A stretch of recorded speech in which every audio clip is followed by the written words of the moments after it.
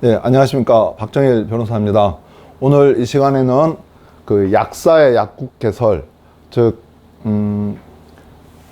약사만이 약국을 개설할 수 있다고 되어 있는데요. 그 무자격자 일반인들이 약국 개설에 관여한 경우 이 문제하고, 그다음에 약사는 오직 하나의 약국만 개설할 수 있도록 되어 있습니다. 근데 이제 한 약사가 두 개의 약국을 개설하는 경우에 대해서 또 살펴보도록 할 거고요. 그다음에 약국을 그 공간을 확장하는 게 어디까지 허용될 것인지, 그 다음에 예전에 2002년도에 헌법재판소에서 판결이 한번 나왔었죠. 그 법인 약국을 허용해야 된다 한 게 나왔는데 이거에 대해서 한번 살펴보고요. 그 다음에 약국을 이전 또 양도하는 경우에 어떤 절차를 밟는지 살펴보도록 하겠습니다. 처음부터 한번 넘어가 보도록 하죠. 자, 이 시간의 문제는 뭡니다? 이겁니다. 그 후배랑 동업으로 자기 명의 약국을 운영하던 중에 인근에 다른 자리가 났어요. 그래서 둘이 같이 약국을 하나 더 해보고 싶은 거죠. 이랬었을 때 두 개 약국을 개설을 해가지고 이익을 반반 나누기로 했는데 이게 그 일약사 일약국에 위반되는지 여부를 질문으로 삼아봤습니다. 자, 약사법 제20조에서는 이렇게 규정하고 있죠. 약사가 아니면 약국을 개설할 수 없다. 이걸 위반한 경우에는 5년 이하의 징역, 5천만 원의 벌금에 처한다. 이렇게 되어 있고요. 자, 여기에서 이제 문제는 뭐냐면 약사만이 약국을 개설하고 직원을 고용했다면 뭐가 문제가 되겠어요. 근데 일반인, 약사 아닌 분들이 약국에 이제 관여를 하는 거죠. 약국 경영이라든지 운영에 관여를 하는 경우에 어떤 걸 기준으로 보냐면은 법원에서는 이렇게 보고 있습니다. 약국의 시설 및 인력의 충원, 관리, 그 다음에 개설 신고, 의약품 조제 및 판매업의 시행, 필요한 자금의 조달, 그 운영 성과의 기속, 이런 부분들에 있어서 약사하고 일반인 중에 누가 그걸 주도적으로 처리했는가를 기준으로 보고 있습니다. 근데 여기서 실제로 의약품 조제 판매업 같은 경우에는 무자격자가 그 의약품을 조제하거나 판매하는 경우는 실제로 거의 없거든요. 그래서 약사가 직접 조제하고 판매를 했었기 때문에 문제가 안 되고, 가장 중요하게 봐야 될 건 뭐냐면 자금 조달과 운영 성과의 기속이에요. 저희가 사건을 해보게 되면 그 약국을 개설하려면 권리금이니 뭐 보증금, 그 다음에 시설 설치비, 막대한 자금이 들게 되잖아요. 근데 그 자금을 전부 약사가 아닌 일반인이 그걸 부담을 했고, 또 약국 운영을 해가지고 뭐 이익이 남을 수 있잖아요. 근데 이익이 남게 되는데 약사는 월급을 받는 거, 매달 뭐 일정 금액만 받게 되고 그 나머지 돈은 전부 다 일반인이 가져갔다. 뭐 이런 식이다 치면은 약국을 주도적으로 처리한 사람은 일반인이 돼버리잖아요. 그렇기 때문에 이 경우에는 무자격 개설이 되게 된다는 겁니다.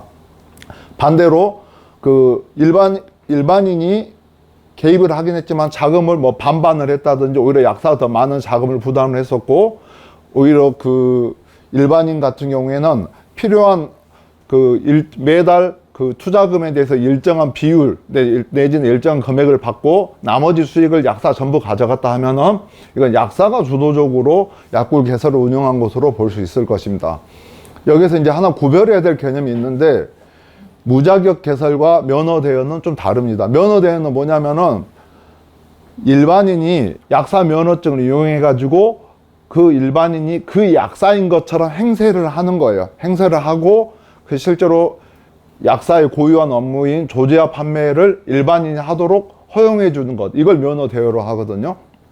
대여 보시면은, 자, 그래서 무자격자가 자금 투자하고 시설 갖추고 약국 개설해서 면허증 이용하게 했는데, 실제로 만약에 약사가 조제 판매 업무 있잖아요. 약사 업무는 약사가 직접 했다고 친다면은 이 경우에는 그 면허 대여로 볼 수는 없다는 거예요. 반대로 이러저러하게 일반인이 약국 개설 운영을 주도적으로 처리를 했던 경우 있잖아요. 이 경우는 비록 약사가 실제로 그 조제 판매 업무를 했다 칠지라도 무자격 개설해서 바뀌지 않는다. 이렇게 두 개가 대조적으로 나오는데요.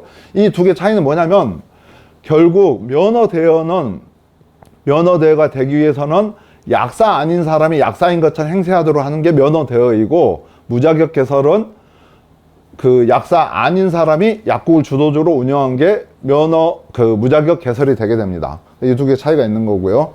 자, 이 무자격 개설에 대해서는 그 무자격 개설에서 가장 크게 문제되는 거 위에 보다시피 형사처벌 조항도 있기는 한데요. 형사처벌보다 더 큰 문제는 환수 처분을 받게 돼요.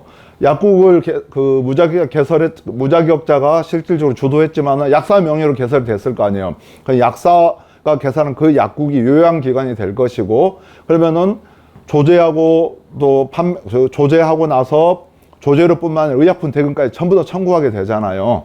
그래서 건강보험공단에다가 청구했었던 그 금액들을 전부 다 이제 부당 청구로 봐서 환수하게 될 때 그 금액이 이제 막대하게 되는 거죠. 뭐 몇 년 하게 되면은 뭐 수억씩 나오는 경우는 비일비재한 것 같아요. 이거에 대해서 우리 법원은 일단은 약사 아닌 사람이 주도적으로 그 개설을 운영한 약국에서 청구한 요양급여 비용은 전부 다 부당 청구로 봐서 환수할 수 있다라고 하는 게 현재까지의 원칙적인 입장이다. 이 이제 금액에 대해서는 나중에 국민건강보험법 관련된 부분에서 좀 더 구체적으로 살펴보도록 하겠습니다. 다음으로 이제 일약사 일약국에 대해서 살펴볼게요. 자, 우리 약사법 21조에서는 약사는 하나의 약국만을 개설할 수 있다고 되어 있어요. 한편 또 의료법 같은 경우에도 마찬가지 규정이 있어요. 의료법은 더 아주 강한 어조로 규정이 되어 있어요. 의료인은 어떠한 명목으로도 2 이상의 의료기관을 개설 운영할 수 없다, 이렇게 되어 있어요. 그 다음에 그 예외 조항을, 그 단서 조항을 하나 두고 있는 게 뭐냐면, 예컨대 치과 의사이면서 의사, 내지는 한의사이면서 의사, 이런 식 있잖아요. 같은 의료인으로 면허를 2개 이상 소지한 사람 같은 경우 예외적으로 2개의 의료기관 개설을 허용해 주는데, 그거조차도 어떻게 하냐면은 하나의 장소에 구별해서 한의원과 뭐 의원을 같이 운영하는 식 있잖아요. 요런 식. 그래서 한 명의 의사가 2가지 공간을 다 장악할 수 있는 것 있잖아요. 관리 운영할 수 있는 그런 경우만 허용을 해주고 있습니다. 의료법에서도. 이것은 뭐냐면은 만약에 하나의 약사 또는 한 명의 의료인이 여러 개의 의료기관을 운영하게 된다면은, 이게 실제로 여러 개를 운영하게 되다면은 실제로 의사가 직접 진료를 하지 않고 다른 뭐 간호사라든지 또는 무자격자들이 그 무자격 진료를 하게 할 수 있고, 그 다음에 여러 개를 운영하다 보면 이윤에 또 민감해질 수밖에 없는 거잖아요. 그래서 환자를 유인하게 되고 과잉 진료 이런 거 하는 것들을 근본적으로 막기 위해서 의료법에서 또 약사법에서는 다 금지를 하고 있는 겁니다. 일약사, 일약국 일단 허용하도록 하고 있어요. 예. 자, 이거 같은 경우 이제 이번한 그 일약사, 일약국을 위반했다고 보는 판례는 어떤 게 있었냐면요.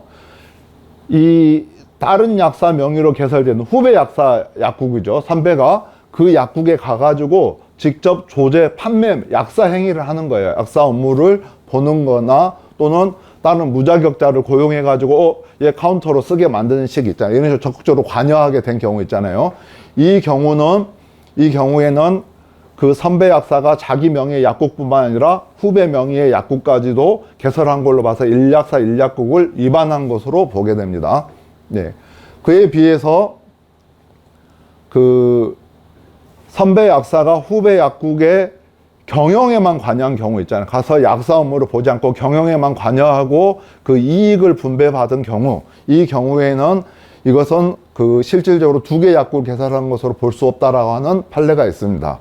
그래서 일약사, 일약국을 위반하게 되면요, 이거 엄청 행정처분이 무거워요. 면허 취소입니다. 곧바로 면허 취소이고 형사처벌도 1년 이하의 징역, 1천만 이하의 벌금에 처하도록 되어 있습니다. 그래서 이렇게 됐고요. 그 다음 보도록 하겠습니다.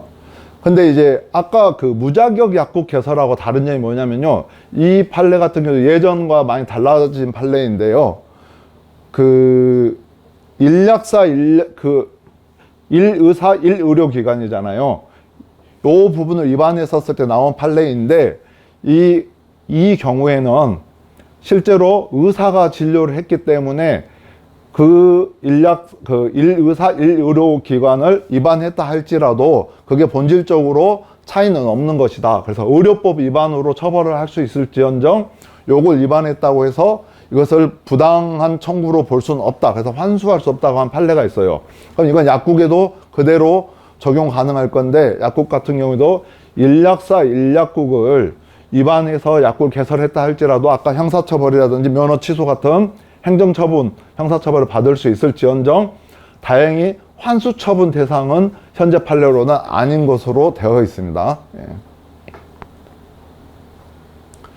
자, 다음으로는 이제 보실 게 약국이 너무 협소할 수 있잖아요. 협소할 수 있거나 내지는 뭐 그런 욕심들 생기잖아요. 내가 1층에서 약국을 하고 있는데 2층에 의료기관이 있고 또 다른 약국이 들어올 것 같을 때 내가 분점식으로 약국을 하나 더 위층에다 놓을 수 있는가, 이런 부분에서 고민을 해보게 되거든요. 근데 이것과 관련해서 보건복지부가 의료기관을 추가로 개설하는 부분이 있잖아요. 인근에 확장하는 것과 관련해서 이런 지침을 내린 적이 있어요. 환자의 불편을 초래하지 않도록 본원으로부터 성인 남자 도보 기준으로 5분 이내 거리에 위치할 것이라는 조건을 붙여서 이 경우에는 옆에 의원을 확장하는 것 있잖아요. 하는 것을 허용을 해주는 취지의 회신을 한 적이 있는데, 자, 이 경우에도 어떠냐면은 중요한 부분은 뭐냐면은 각 장소에서 각 여기 의료기 하나하나 더 있잖아요. 이 두 개가 독립된 기관이 아니어야 된다는 거예요. 그러니까 여기서도 환자도 보고 진료도 보고, 여기도 환자도 보고 진료 보고, 이런 식이 아니라 두 개가 유기적으로 관련돼서 환자가 이쪽 있다 이렇게 이동하는 식 있잖아요. 의사도 이렇게 같이 이동하는 식으로 해서 두 개를 하나의 공간으로 볼 수 있을 정도로 되어야 된다는 겁니다. 그래서 우리 약국에 한번 약국에 적용을 해보자 치면은 이렇습니다. 그러니까는 뭐 옛날에 제가 봤던 약국 같은 경우에 이렇게 아주 대지 면적이 작은데 이렇게 높게 쌓아 올린 건물에 약국이 있더라고요. 그래서 여러 층이 걸쳐서 있더라고요. 이 약국은 되나? 라고 하는 의문을 가진 적이 있었죠. 근데 이 약국 같은 경우에는 실제로 1층에서 환자들을 대면을 하고요. 환자들 수납하고 의약품 교부하고 하는 것은 1층에서 이루어지고, 2층에서는 뭐 조제가 이루어지고, 3층은 의약품 저장 창고를 이용한다든지 이런 식으로 되어 있어서 이 각 층 하나하나가 독립된 약국이 아니라 하나의 약국의 부속 시설로 2층, 3층에 이렇게 있는 식으로 되는 경우, 이런 경우에는 가능하다고 볼 수 있습니다.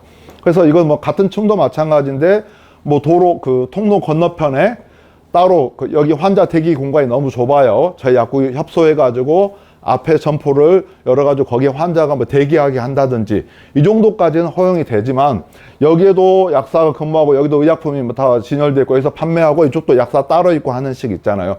독립적으로 약국 역할을 수행하는 것, 이것은 허용되지 않는다고 할 것입니다.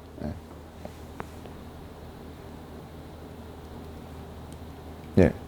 다음 법인약국과 관련해서 2002년도에 판례가 헌법재판소에서 결정이 나왔어요. 자, 약사가 아니면 약국을 개설할 수 없다고 하는 이 규정은 약사가 아닌 일반인이나 또 일반 법인 뿐만이 아니라 요것을 금지하는 것은 물론이고, 약사들로 구성되어 있는 법인조차도 이제 못하게 되어 있다는 뜻으로 해석이 되거든요.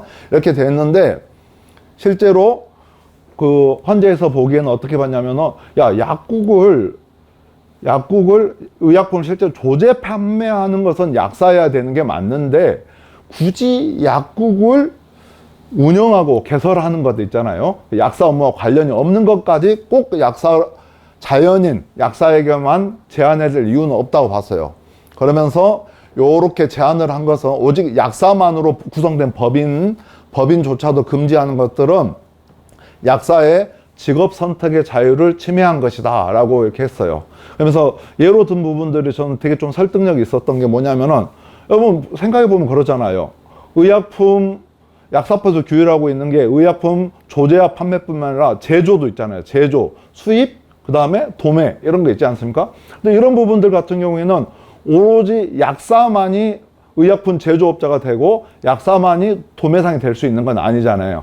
그런 경우에도 약사가 아닌 그냥 주식회사, 일반인들도 도매상도 만들 수 있고 제약회사도 만들 수 있잖아요. 근데 유독 약국만 못하게 하는 부분들은 평등의 원칙에 반하다라고 이렇게 지적을 하고 있고요. 또 하나는 다른 변호사라든지 회계사 이런 사람들 같은 경우에는 그들만으로 구성되어 있는 그 변호사로 구성되어 있는 법인 또는 회계법인 이런 것들이 얼마든지 가능한데 왜 약국에 대해서 약사들만 구성된 법인조차 못하게 하느냐, 이것은 평등권을 침해한 것이다, 이렇게 판시한 적이 있습니다.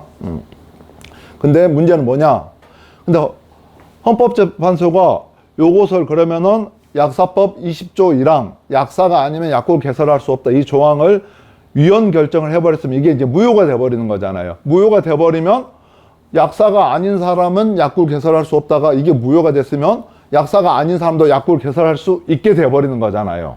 그렇게 해서 그 헌재에서는 요 조항에는 일반인 있잖아, 또 일반인으로 구성된 법인 설립도 금지하고 있는데 이게 단순 위헌을 해버리게 되면 요거까지도 다 허용을 하게 돼버린다는 거예요. 위헌을 한 순간 곧바로 무자격자들이 전부 다 약국을 개설할 수 있게 돼버리니 이런 문제가 있다는 점 하나, 그렇게 되다 보면은 혼란이 발생하니까 안 된다는 거 하나와, 두 번째로는 이제 우리 약사회 내들 우리 약사님들이 고민해야 될 부분이죠.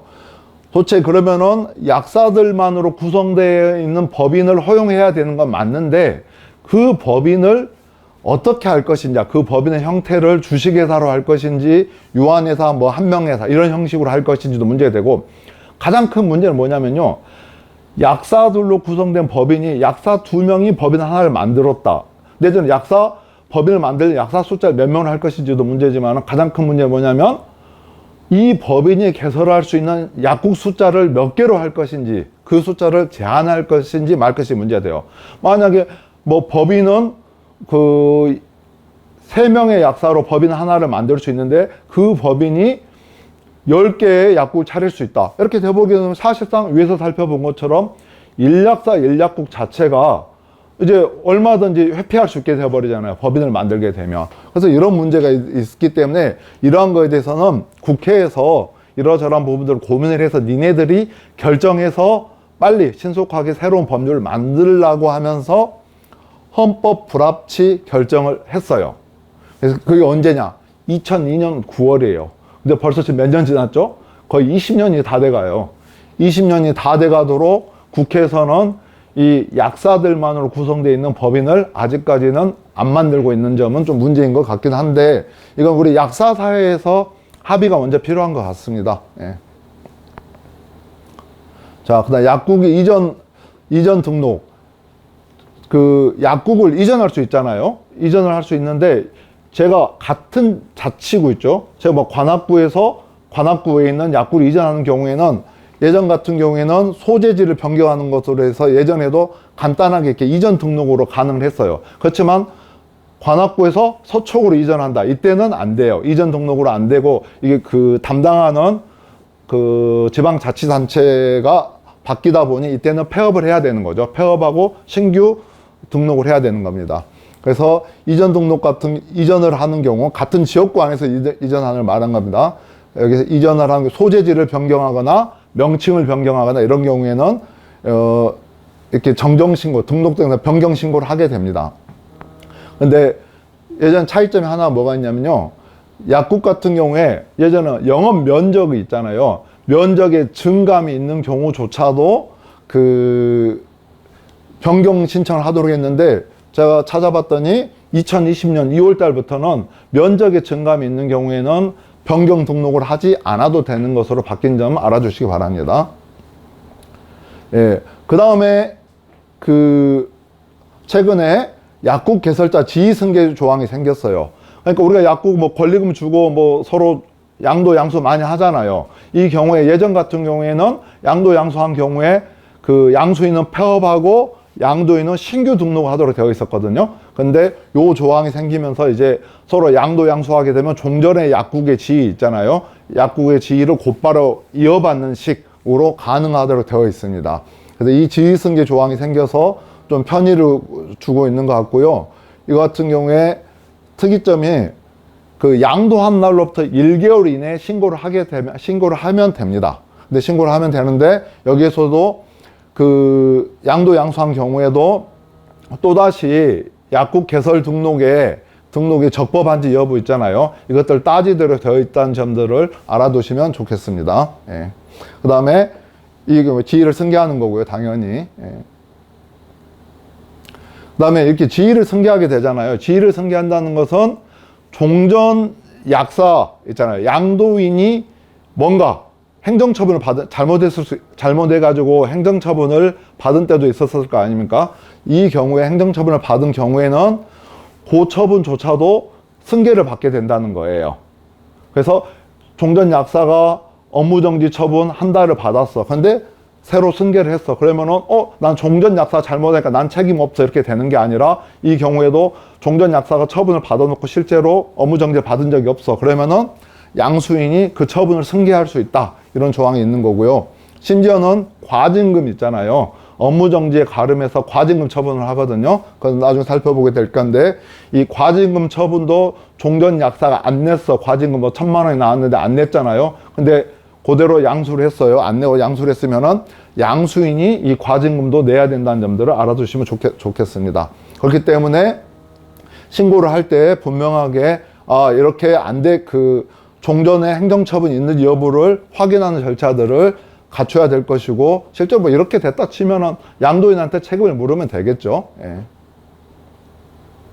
자, 그러면은 아까 질문에 대한 답은, 자, 동업으로 하는 것들 있잖아요. 동업으로 할 때 실제로 현재로는 박정일, 박정효, 이런 두 사람이 있다 치면 두 사람 명의로 이 약국도 개설하고 또 옆에 B 약국도 개설할 수는 없어요. 결국은 두 명이 동업으로 한 약국 개설했으면 그 하나밖에 못 하는 거예요. 못 하지만은, 그래서 할 수 있는 방법은 여기는 A 약국은 선배 약사 명의, B 약국은 후배 약사 명의로 각각 개설할 수밖에 없습니다. 일단 개설 등록 자체를 안 해주니까요. 자, 그래서 이렇게 할 수 있고, 그 다음에 문제가 되는 거 뭐냐면은 선배 후배가 서로 선후배니까 또 우리 서로 동업인데 라고 하면서 주말엔 네가 와서 좀 약국 좀 봐줘 이런 식 있잖아요. 휴가 때 서로 교차 근무해 주는 식. 이거 같은 게 현재 판례 아까도 보셨다시피 판례 나왔다시피 서로 교차하거나 또는 한쪽에 가서 조제 판매 업무를 해주는 경우에는 저 약국조차도 그 선배 약사의 약국으로 보여질 가능성이 높습니다. 그래서 적극적으로 관여하면 안 된다는 점들 이해해 주시고요. 중요한 것은 그렇지만 그건 가능하다. 둘 다 서로 동업을 해가지고 이익이 있잖아요. 이익을 A 약국에서 뭐 1년에 1억 이익 났고 여기 5천만 남았다 합쳐서 이익을 반반 나누는 식 있잖아요. 이런 것들은 가능하다라고 정리할 수 있겠습니다. 자, 여기까지 오늘은 약사의 약국 개설 등록에 대해서 알아봤습니다.